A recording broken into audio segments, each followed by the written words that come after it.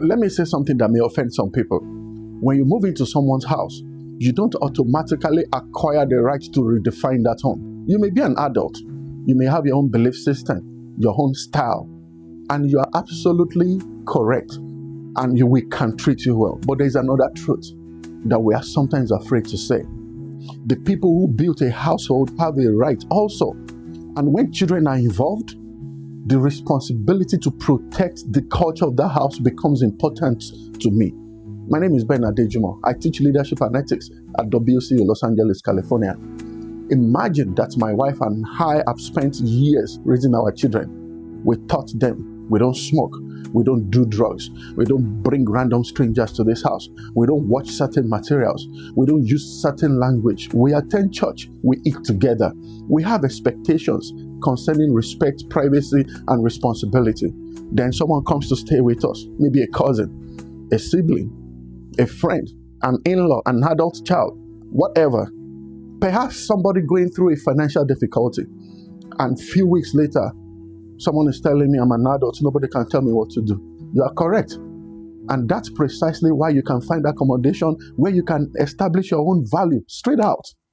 Because adulthood gives freedom, but adulthood does not give you entitlement to someone else's home. Does that make sense? Your home is teaching your children something, believe it or not. And this is where this becomes more deeper than just rules.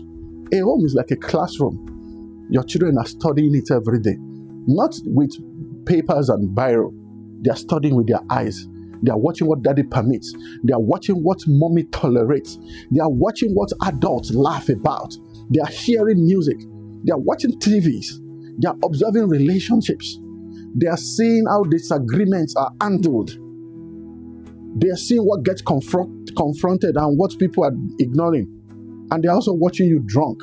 Watch you fight with your wife. Look, I repeatedly tell my child, we don't smoke. Then one uncle moves into my house and starts smoking. No, it's not going to happen. And my child will start asking questions like, why can uncle do it? And I will have to explain, no, I'm not going to put myself in such condition. And I don't think you should do the same. Then I'll start saying he's an adult. Do you know what I have just done to that child? Perhaps unintentionally, I have just told the child that when you're an adult, it's okay to do stuff like that. Children don't learn only from what you teach them, they learn from what you also tolerate. But I'm an adult, right? And this is where many conversations become confusing. You're an adult, you have freedom, but in my own house, that location is important to me. You have the freedom to smoke, but it doesn't give you the freedom to smoke in my house. Come on, where's your discretion?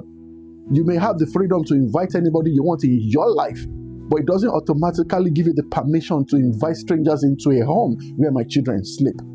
You can watch whatever TV program you want, but if I have decided that certain materials are not going to be seen around my child, your entertainment preference is overridden immediately.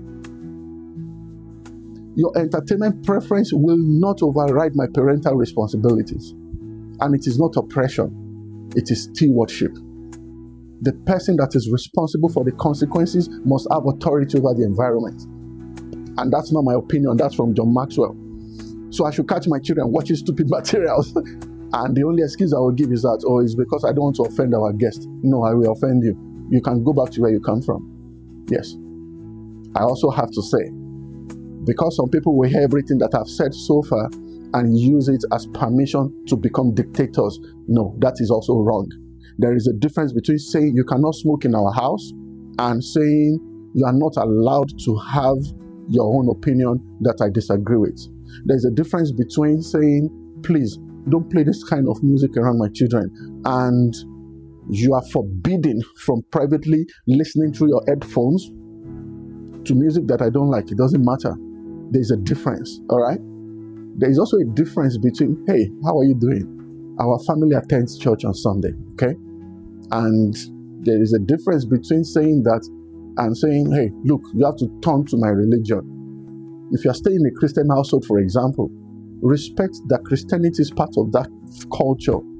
Don't ridicule their prayers. Don't deliberately undermine their belief before their children. Don't schedule disruptive activities that is designed to compete with established family routines. Even something as simple as food, it also requires wisdom. If our family cooks one meal, and not necessarily, because we're not operating a restaurant because you moved in. So I'm not going to stress my wife or myself out because of you, because I have to cook for you. No. You cannot reasonably expect everybody to prepare separate meal according to your preference every evening. No, it's not happening. It's not. But if someone has allergies, medical dietary requirements, religious restrictions, or some serious dietary needs, we will create an understanding around that for you.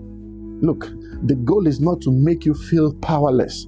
The goal is to preserve a functioning household. Does that make sense? Also, this is where many families can create their own problems.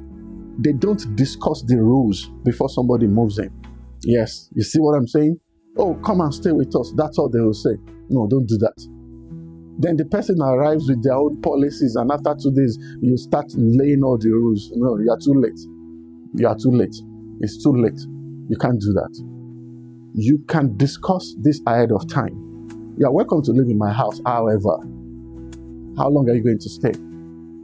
We don't do drugs here. We don't smoke here. No overnight guests here. You don't bring strangers to our home without our permission. We have expectations around our children, and we want you to respect that. Do you think you can live with these rules? That's it. If your answer is yes, why not? If you can't, move. Yeah. And if you're a guest that is living in someone's house also, you don't have to lose yourself because someone helped you. If you disagree with them politically, for example, you don't have to change your politics because of them. You can have different tastes. You don't suddenly stop having preferences. Of course, look, if someone have already opened their homes to you in your low moments, maybe you are struggling financially, or you just relocated, going through a divorce, or immigration purposes, or you are rebuilding your life, gratitude should produce consideration, lots of consideration. Don't enter a functioning household and immediately begin to fight the system that made that household functional for you. Well, that's my time. In my next video, I'll be telling you when you should ask someone to leave. When push comes to shove, there comes a time you kick them out, and I'll tell you more about it. But in the meantime, like and subscribe to this channel, and I'll see you around.